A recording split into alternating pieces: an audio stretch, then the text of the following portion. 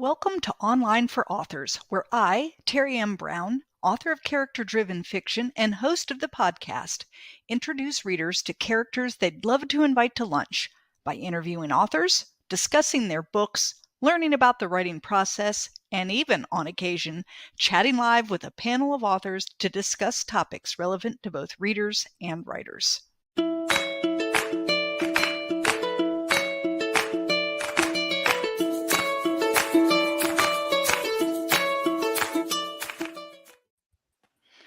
Hi, my guests today on the Online for Authors podcast are here to discuss pen names and why authors choose to use them, as well as the benefits and downfalls of doing so. My panel of guests includes Louise Davis, author of Haunted by You, Alexandra Grace, author of the Journey series, Haney, author of Stories to Curl Your Toes and Bloody Ever After, and Wenna Olsson, author of Lost in Secrets. Welcome, everybody. Hello. Hi. Hello. So I want to, start with the idea that there are a lot of different reasons people use pen names. And I think not all of you have the same reasons. So why don't we just kind of go in a circle here and find out why you use a pen name. And then, we'll just start with the why you use a pen name. So Alexandra, why do you use a pen name? I write romance. So being that I work for government full time, I figured, don't know if those would go together.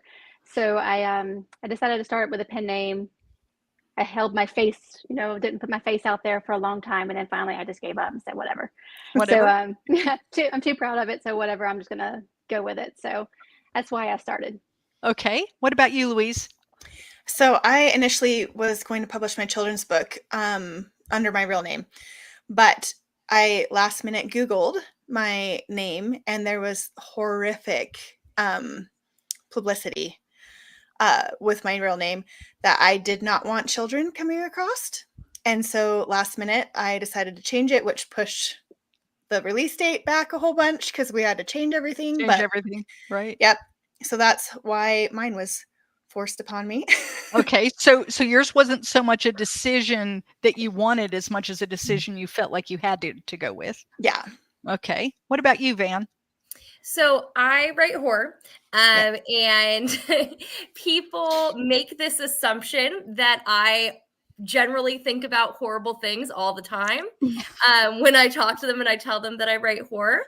And I am also a mom and a teacher. And so to try and keep one life separate from the other and not have students that I work with know what I write, not have my kids and their friends know what I write, is helpful for me. And for my mother-in-law, she also would like for me to sometimes not tell people the exact type of writing I do. I see. Okay, wonderful. And what about you, Wenna? Well, I had several reasons why I chose one. My top three were I was scared of judgment. I write romance, which it's not really bad romance or anything. It's not super steamy.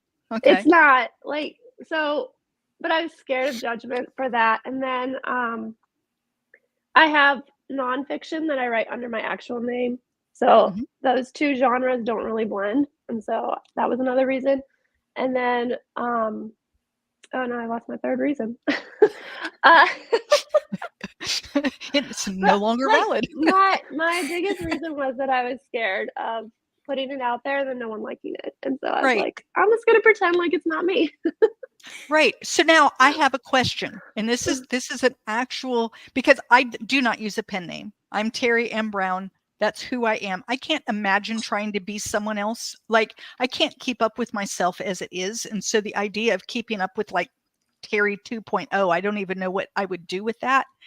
But you're all on my podcast with your faces right here. And so people know who you are if they know who you are. So how does a pen name help you, Van, let's talk to you, help you keep your students from knowing who you are if you're on a podcast and they see you?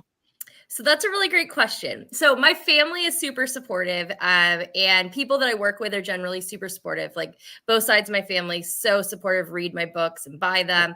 And I think that when I started, I kind of hid my face a little bit. Now I have like 2,200 people that follow me on TikTok. Right. I have like 250 people or so following me on Instagram.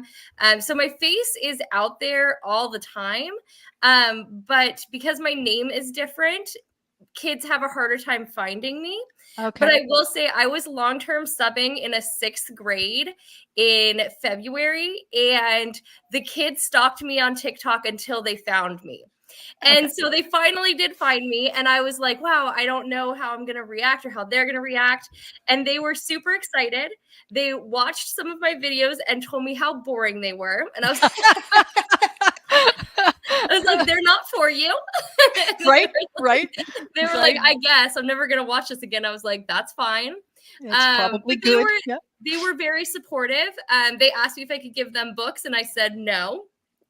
They asked if they could buy my books, and I said, you should have your parents buy them, but not you, because I don't want you to read them. But I think that for me, it's less about like people actually associating me with the books, because I am proud of what I write, and I want to continue to sell books and enhance my writing more and more. But I don't want it to be readily available necessarily. Okay. I understand that. What about you, Alexandra? Do you have trouble like being on a podcast? Is there anything that worries you about being seen? No, not anymore. Because now it's out there, more people know me, and I switched kind of what I write about now to where I try to do steamy. It's just not me as far as spicy. So now I just do steamy closed door, and it's more me, and it's, I've always wrote where it wasn't very spicy anyway. Right. So I'm not really worried about what people would think anymore. And I kind of have more confidence in my author self than I do in my regular self. So I've grown exponentially. I can even put a feeling on it since I started this, because I feel like I'm growing in both ways now than I wouldn't if I didn't have this pen name. Okay, awesome. And I'd like to talk with you, Wenna, just for a minute, because you said like your main reason was because you were like worried, like what were people going to think? And I don't know, was it kind of like the imposter syndrome? Am I really an author? That kind of thing? I mean, has that changed any? There's a little bit of that, but it's funny that you bring up imposter syndrome, because I often feel more like an imposter with my fake name than not, because people will call me Wenna, and I'm like, that's not my name.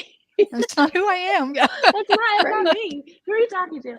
But it was just really, a lot of it was over fear. I also kind of wanted to keep some privacy. I don't show my face a lot on my social media account. I did decide to do this because I was like, well, the more I'm like advertising myself, the more people want to know who I am. And so it's kind of like this, like, I don't know. So it's like been this slow process of letting people in. Okay. Okay. And Louise, yours was very different in that you had intended to be who you are. Yeah. But then there was this horrible thing that was, on the internet with your name. Of course, it wasn't you, but it was, your name. Yeah. It was. How long ago? Especially stuff that I didn't want kids or young adults coming across. How long ago was that? So let's see. Grandpa's Boots came out in 2017. Okay. So have you? And it is still, yes, I was going to ask, is it still out there that way? It's going to take a long time for my name to top that one. But since I started with the pen name, I do like some of the other advantages, because I do live in a really small town. So it does give me a little bit more privacy, versus, but I'm not too worried about it. I do struggle, as you know from your podcast, with accidentally saying my real name. Yeah. And even at my launch party, there were people there, and I was like, "Oh, hi," and introduced myself with my real name, and they're like, "Wait, what?" I'm like, "Oh, sorry. Never mind." Louise. I'm Louise.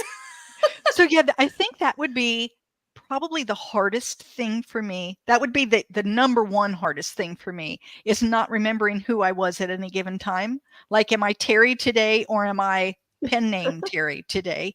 And I would not only get it wrong in the moment, but like, if I'm in an event, I can imagine, I talk about myself in the third person a lot, and I can imagine that I would just like I would come with the wrong name. That would be the hardest thing.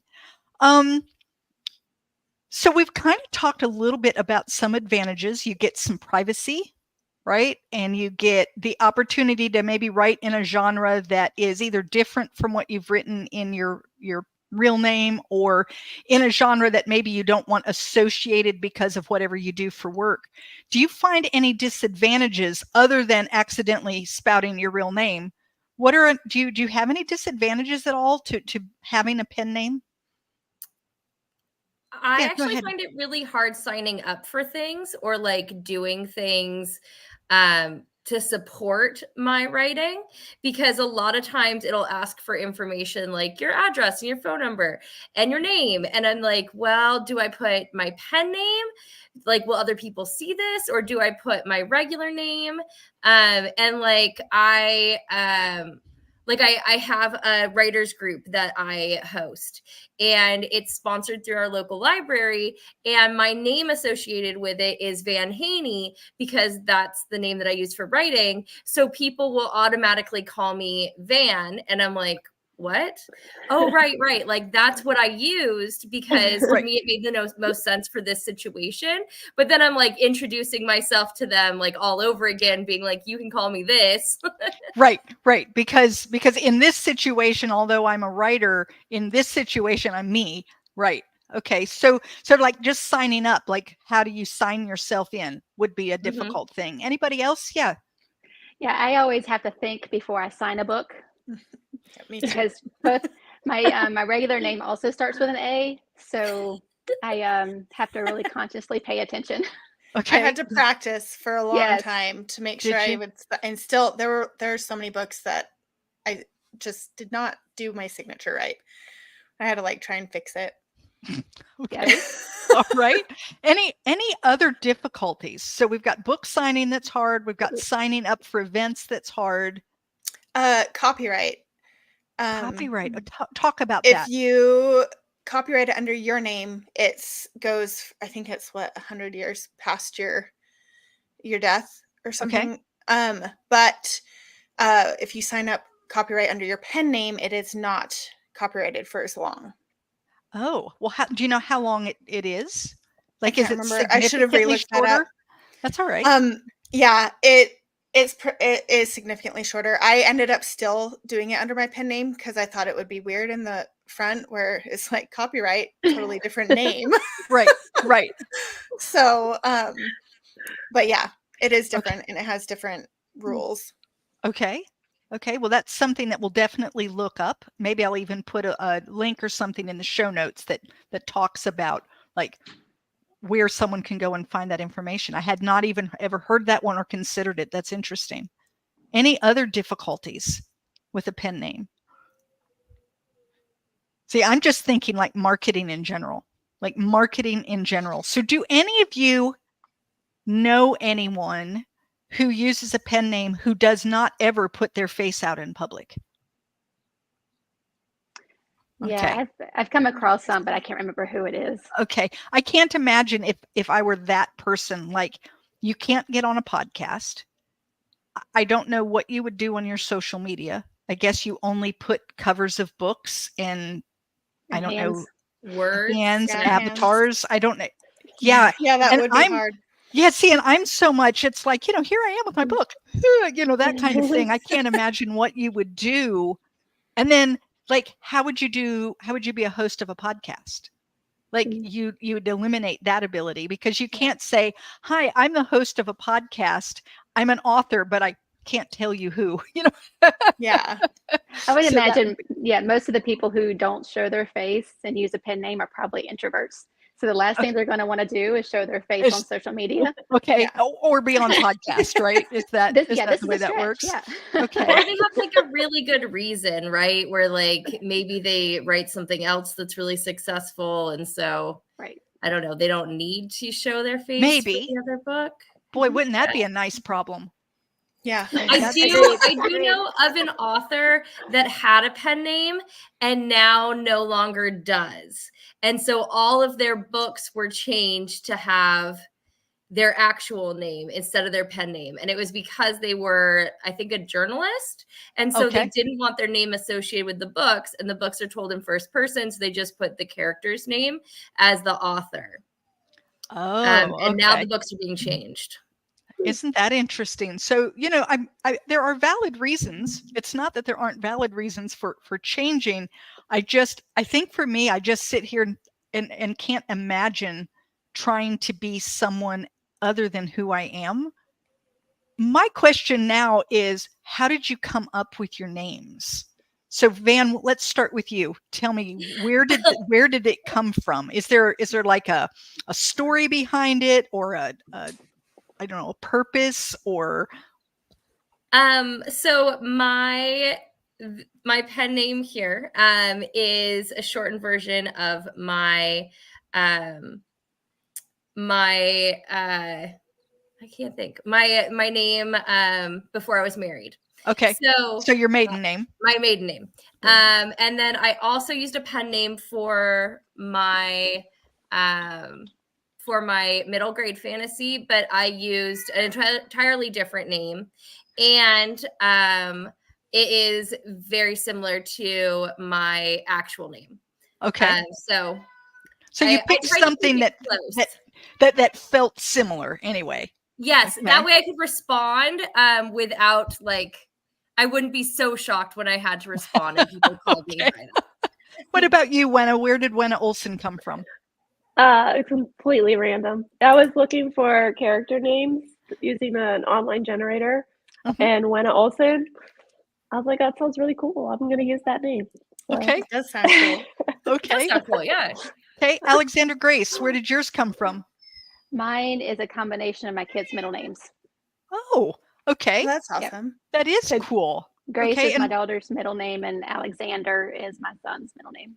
Wow, I like that. I like that. And what about you, Louise? So I actually went through a bunch of names trying to figure out what to use, but everything that I did, there was already authors. Like there was an erotica author, and I'm writing young adult. So I'm like, that probably shouldn't be the same name, because once again, it's going to take a long time for me to come to the top, right? Any established authors. Anyway, so I went through a bunch, and I decided to do Louise, which is just my middle name. Oh, okay. So all right. So what's interesting about that is that my name, Terry, Teri, 1 R, there is a Terry Brown who's an author. Oh, and really? If you look on Instagram, I think she goes by Terry Brown Writes. And I've had people try to tag me when that's not who I am. And so that's why I decided to put my middle initial in. I'm Terry M. Brown, and I put everything as the M, and that way, hopefully, people will know me from her. It's interesting. She doesn't write very often. She hasn't had a book out in a while, but she pops up when you just put Terry Brown. So I don't know, maybe I should have had a pen name. But that's a question. What pen name, if I were going to have one, what should I have, ladies? Something you would still respond to? Nothing. I can't imagine what that would be. Maybe just shortening it to TM Brown. Oh, okay. There you go. Okay. All right. Yeah, because I can't imagine. What would I respond to? Mom? Mom, or Gigi. That's what the grandkids call me. So maybe I would respond to Gigi Brown. What do you think? I like it. I like it too. Okay. Yeah. Can you guys hear my dog? I'm so sorry if he's being obnoxious. I'm sure you could hear my cat. So. I did hear a cat once. I did hear a cat. He wants to be in here with me, and so he's just whining. All right. I don't hear anything, so that's good. Okay, so we heard that Van uses 2 different pen names with 2 different genres. Is anybody else using 2 names? I did that because I read and I had talked to a couple of authors who had this issue where people got confused and they were looking for a specific genre of yours and came across the other and were upset after purchasing the book because it wasn't what they expected you to have written. So that's why I did it. Okay. I wanted to keep these two very different genres separate. And yours are very different because you're talking about young adult fiction. Yeah, middle grade. So like Middle fourth grade. grade to Okay. maybe And then eighth grade, yeah. adult horror. So Yeah, some which pretty is- significant difference there. Okay. Okay. Anybody else? Are you all using just the one name? Yes, I had come across or wanted to also write middle grade at some point. So I was going to use my real name for that one if I ever got around to it. So yeah, I was going to do the same thing. Okay. All right. And I think, Louise, you write more than one genre, Yep. but you use so- the same name? Yep. I knew I wouldn't be able to keep up with multiple social media accounts and everything. So, but I do, if I ever decided to stray away from like, because I have children's books and young adult. So if I Right. decided to stray away from like young adult appropriate, I would probably use a different name. But as Okay. long as I keep it young adult appropriate, I'll probably just keep with Right. Right. So if my you went name. into something that was steamy or something that was super provocative in some way or horror like Van writes, you might then consider doing a different name. Yeah, Okay. but I do, after my series, I do plan on writing a dystopian. So it's jumping genres, but it will still be YA. So I'm just going to stay for now. Okay. Well, Okay. Louise, that sounds like it's awesome for you though, because your kids can grow with you, right? So they Yeah. can read your children's books and then as they get older, find your YA books also. Yeah. And that That's means the that in hope. another 10 years, she needs to start writing some adult, Some adult. right? Yeah. So that those young readers will keep reading and they'll say, oh, good, look, Louise has written more. Yeah. What about you, Wenna? If you were to write something other than what you're currently writing, would you change your name or would you stick with Wenna? If it's fiction, I'd probably stick with Wenna. I do have nonfiction Right. that I write under my actual name. So, but yeah, if it stays in the fiction realm, I'd probably stick with my name. All right. All right. I do foresee going across genres, so we'll see what happens. Yeah. Yeah. Well, go So ahead. what's the nonfiction that you write under your real name? It's a devotional. Okay. Okay. So a spiritual devotional. Yeah, very different from romance. Yeah. That makes sense. So what I like here is that a lot of us are genre jumping, which is kind of nice to see because I'm currently, as I was saying before the show, I write historical fiction currently, but I'm writing right now a children's picture book and a contemporary comedy.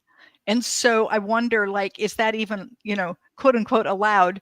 And I like seeing that other people are also jumping around and writing what it is that comes to them, as opposed to feeling like they're stuck in a rut. So I think for a long time, writers were told that you were, like if you wrote horror, then you had to write horror. That's what you wrote. You weren't supposed to write anything else. And I like the fact that I don't think that's quite as true anymore. Or maybe it is, and I'm fooling myself. I had heard the same thing, but then I have watched some of my favorite authors genre jump and keep their names, and they're doing. Granted, they are very big, so they probably can do whatever they want. But yeah, they're doing fine. Alexandra? No, I thought I saw you raise your hand. Yeah, they're big authors. Oh yeah, the big whales, I call them, in our little tiny fish pond. Right, right. Well, and I think maybe that's good. If the big guys can do it, then they're essentially giving permission for the rest of us to go ahead and be who we are. I always tell people that I write the story that's in my head. I really don't think about the genre. I actually write the story that's in my head, and I often, when I'm done, have to say, okay, where does this belong? Oh, That's okay. me. I don't want to limit myself to Yeah. just one specific genre. Yeah, I don't know. I have an idea and I go with it, and then it's like, oh wow, that turned out to be historical fiction, or that's actually Southern historical fiction, or that's and then I find a place for it. And then the book I'm writing right now, I say it's contemporary humor with a side of romance, and I don't even know what category I'm going to put it in. I have no idea, and so yeah, we'll find out. Alexandra and Wenna, you both write like spicier books, right? Mm-mm. No. No, mine, I call it Sweet with Heat. Sweet Okay. with heat. So, Okay, yeah, so closed door. She has Closed door. Mhm. she you know that something's happening, but you don't read about it. What about You you, get it. Wenna? It's very, I don't even know. I don't call it sweet, but it's also not closed door because there's nothing really happening behind the Like door cozy either. romance? Okay. Maybe. So I've only written one book so far. I don't know what's gonna happen with the next one, but they were teenagers. So I was like, and it's suspenseful. I'm like, I don't got time for that stuff. Like,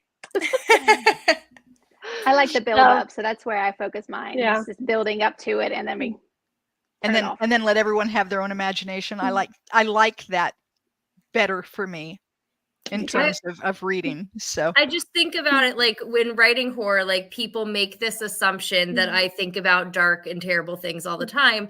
And I imagine that people who write spicy romance also have that problem where people think like that's what they think about all the time. And it's just not the case, right? Like a lot of what I think about is the characters and how they interact, and the Right. scary parts or like the gruesome parts. Those are the parts that I put in, for that effect and to move the story along and to get to where I'm going. But like my thought is going to be character driven.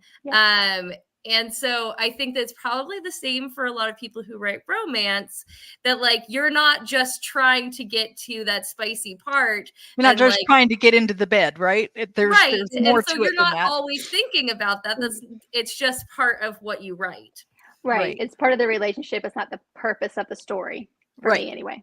Right. Yeah. I think that's true though. Whenever someone thinks of a genre, they assume like that's it for you. That's the thing. And like you, Van, I feel like I'm character driven. That's what I'm doing is I have characters in my head and then they end up someplace. And if I have a healer woman from the Appalachian Mountains, it's probably not going to be 2024. So I'm going to need to put her somewhere. And then we end up in history, and 1890s is where she ended. And it wasn't that I said, oh, I'm in love with the 1890s in the mountains, and now I have to figure out a story to go here. It was I had a character who just very naturally fit there. And so I think that's what you're kind of saying about your horror as well, is you have these characters and it's a horror genre. So there's certain things that have to happen. What, you're not obsessed with the 1890s? Oh, I am. I am. I think about them all day long. And the Appalachian Mountains, right? Right. So yeah, I think that a lot of times I'll have an idea as to like where they need to end up and what that middle looks like. But my focus is always on like building those characters and who they are, and then getting them through the plot that I've planned out, which always takes like detours and things along the way. But yeah, I think that for me, I don't sit there at night and just think about horror stories. No, I hope not, or you're not going to sleep just at all. I actually usually tell people that a lot of my ideas, they come from those intrusive thoughts that you have suddenly, like you're driving on the freeway and you're like, oh gosh, like what if I ran off the road really quickly right now? Like it's those like split second thoughts that are usually where my ideas come from. And it's not something that I'm just dwelling on and thinking about all the time. Well, I can actually person say that looking at you, I don't say, oh my gosh, there's a horror author. So, you're nothing about you just, like oozes it. So that's not scary. My husband always says I'm super bubbly, and like you would never assume that I was like writing horror, but he watches his back just in case. Just in case. That's funny. I'm curious. This doesn't have anything to do with pen names, but like how you write. Are you pantsters or are you plotters? So we'll start with Alexandra. Pantser or plotter? I'm a pantser all the way. I have characters that I know I want to have this beautiful story. I have some little ideas here or there, but I have no idea where or how or when the story is going to end until they get me there. Okay. What about you, Louise? I am a plotter. Okay. I was originally a pantser, but it just was not working out. And I took a class through Ashley Mansour and learned her method, and she converted me to plotting. But I do have to admit, my characters will still throw curveballs while I'm following my plot, and we go on a little mini detour and then try to come back. But I have had to change plot stuff later because of what my characters do. So I guess I have a little bit of pantser still in me, but I do plot everything out now. I love those What about detours. you, Van? So I have published 2 books, but I have written 5, and I'm working on my 6th right now. And I would say that I am a plotter 100%. 2 of the books I wrote as pantser, and I just can't imagine doing that all the time. Okay. Great. All right. What about you, Wenna? I'm a little bit of both. I have to have a direction. Like I need a beginning, a middle, and an end, and then everything else is just kind of like happens. Okay. As I Well, go. and Just me. And just so you feel good, Alexandra, I am a pantser all the way. All the way. In my latest that came out in January, I was 52,000 words in and still had no idea how I was going to wrap it all up. And I finally wrote a very difficult scene, something I didn't want to write. It just came like I knew that's what needed to happen. I didn't want to write it. I didn't write it for 6 weeks because I didn't want that to be the thing. I finally wrote it, and the next day I woke up and I knew where the rest of the story was going. Yep. But yeah, my characters, they kind of stand against the wall with their arms crossed, and they're like, no, we're not going there. You know, I've got a nice little, this is what should happen next. And they're like, no, I'm not playing that game. I'm just not going with you. So I have very, very stubborn characters. So yeah. Do you end up rewriting a lot if you're a pantser? Like reading it and being like, okay, well now I need to go add this in, or I need to change this, or this has to be moved, or things like that. So what I do is when I'm writing, I have a notebook next to me, and if I start to write something and recognize, for this to happen, for instance, for this to happen, we need to know earlier that her grandfather was Italian and told her about some Italian superstitions. So I will write in my notebook, need grandfather to have brought up Italian superstitions before chapter 13. And then I go back to and so then when I'm editing, I know that before chapter 13, I need to figure out a way to add that in.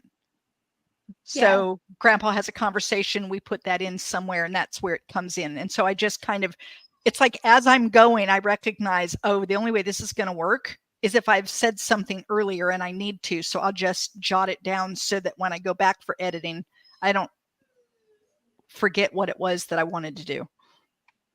Yeah. My process is probably not very efficient, but I can write a book pretty fast. Yeah, but me then too. It takes a lot of rounds of editing to make sure all the little pieces are pieced together along the way. So it's like reading through it so many times over and over again. So it's 3 or 4 month process. So I think really pantsers are backwards plotters. So we get the story out, and then we have to go back and figure out the plot and make sure that it all fits in. Whereas plotters do all that to begin with, and then they don't have quite as much. I think that plotters maybe do more on the front end. I just sit down and start, I don't know, and I call it word vomit. Just, I'm less typing. Yeah. One thing I do though is I started to do, which with my latest release has really helped, is I've been writing out backgrounds for my characters, so I know where they came from before I get there. Because I learned that with my series that I didn't really have a background of my characters before I started writing, so I kind of learned that as I went. So I think I rather have their background and then figure out what their story goes after that. All right. Well, I love that we're all different, and yet we all come out with books that, are out there and people are reading them. So that's fabulous. Real quickly, let's go around, talk very quickly about what's coming up next for you. So we'll start this time with Louise. Louise, what's next for you? So my first book, Haunted by You, came out in October. And the sequel, My Haunted Vow, is coming out this next October 8th. So fantastic. what's And next. so it's another YA suspense, is that correct? It's continuing the story of Haunted by You. I do switch main point of view characters, but it's continuing the story from book 1. Fantastic. How about you, Van? I am working on a novel that is kind of in the line of vampires. And it's definitely going to be like one of my longest books so far. So I'm hoping that I'll have that out by the fall. Fantastic. Awesome. Fantastic. Wenna? So my first book came out this past fall, Lost in Secrets, and there were 2 characters in that one that wanted to keep talking to me, so I'm working on their story right now. It'll be another mystery romance. So fantastic. Any idea when you might get it out? I was hoping this summer, but that's not happening. So, so we're going to say fall. We're going to say sometime in the fall. Okay. We're going to go with the fall. Okay. Yeah. And what about you, Alexandra? I have my next release coming out tomorrow. And woohoo! Congratulations! And it's so good. Just have to thank you. That one I'm really excited for. It's the first book in a duet, so I still have to write the second book. But my next book's going to be my first small town Christmas romance. Okay, and so what is the name of the one coming out tomorrow? Make You Love Me. Make You Love Me. Fantastic. And so everybody who's listening, Make You Love Me is coming out tomorrow, and they can get it, Amazon, all the other places? Amazon, Books and Barnes & Noble. Fantastic. Fantastic. Well, ladies, I am super excited that you joined me today. Thank you for being live on Online for Authors. And is there anything else that you want to discuss about pen names that we didn't bring up? Anything that you think our listeners... I'm a little bit curious if you ever have issues with like ARC or beta readers or anything like that, because you use a pen name and like reaching out to people. Do you do everything under that pen name? Or that's a good question. Yep. Because sometimes you get to know your ARC and beta readers. Yeah, I use my pen name for everything. Sorry. Yeah, everything I do, email, newsletters, social media, everything's under my pen name. Okay. So I give out my real name to people that I build a relationship. Like Louise, she knows my real name because I feel like I said, an imposter. Like I feel like I'm deceiving people intentionally by giving them a false name. I'm like, I can't do that. So people I do too, though. People who I do have relationships with, like ARC readers or beta readers, they typically know my actual name. Or if I mail people my like books, they get my real name. So yeah, it was mostly just because I was afraid. So that's why I have a pen name. Yeah, I do tell people my real name too. I tell it in podcasts. But like for all my correspondence and like when I'm talking about myself on social media, I use my pen name just so it's not confusing, because they'll be like, wait, who? Who are you talking about? Okay. What about you, Van? What have you been doing? Have you been going by Van, or have you been so it's a little bit complicated. So on my, like when I'm in a Facebook group, like I'm in a lot of writers' Facebook groups and stuff. And so I may post in an ARC group under my real name. But when it gets sent out from like Book Funnel or something, it would be with my pen name. But that's kind of why I was wondering, because it is like a weird gray area where you're like, hey, you're doing me a favor. Or I'm paying you a very little amount of money or something. So like, you know, do they find out your real name? And does that affect anything? I mean, I haven't had it affect anything so far, but I just was curious. So I guess for me, it's interesting that you're on Facebook as yourself in writers groups talking about your writing as Van. Right. Yeah. And so I would have thought that if I were doing that on those Facebook groups, I would be my pen name and not me. And that like me would be my own little personal Facebook page, and then everything else would be like separate. So That's how I am, except for I have come across where I can't join certain groups as a page, which my author Facebook Right. page is a page, Oh, I not a see. person. And so I'll have to join as me. And when that happens, that's why I say I write under my pen name and tell them so they're not confused. But Okay. still, it does get a little bit confusing.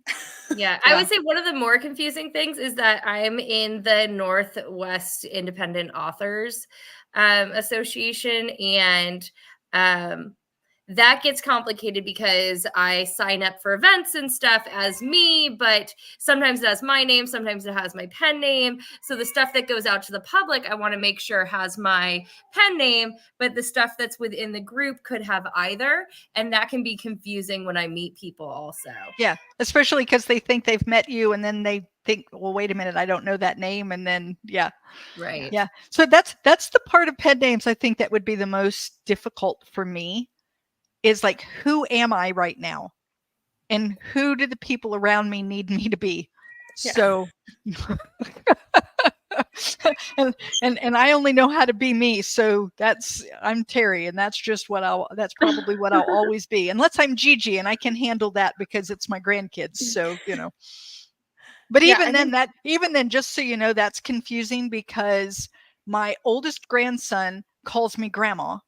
And then my next oldest from a different family, she started calling me Gigi, and that really stuck. So I went to my oldest, and he's 1 year older. He's now 6. And I said, hey, everyone's calling me Gigi. Do you want to call me Gigi? And he said, no, thank you. So I'm grandma to some, and I'm Gigi to others. And sometimes it's very confusing if they're all there, because it's like, hey, do you want to come with Grandma Gigi me? Do you want to come with me? Oh, that's funny. Anyway, all right. Well, ladies, thank you so much for being on today. This has been a wonderful show of Online for Authors, and I'm excited that you've been here with us today. Thanks for having us. Thank you. Yeah. Bye. Thank you. Thank you for listening to Online for Authors, where I, Terry M. Brown, author of character-driven fiction and host of the podcast, introduce readers to characters they'd love to invite to lunch. Tune in next Tuesday for another podcast episode.